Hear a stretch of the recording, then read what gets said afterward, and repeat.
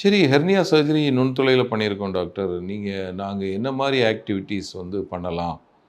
நான் வந்து நடக்கலாமா? ஸ்டேர்ஸ் படிக்கட்டு ஏறலாமா? இல்ல கார் ஓட்டலாமா?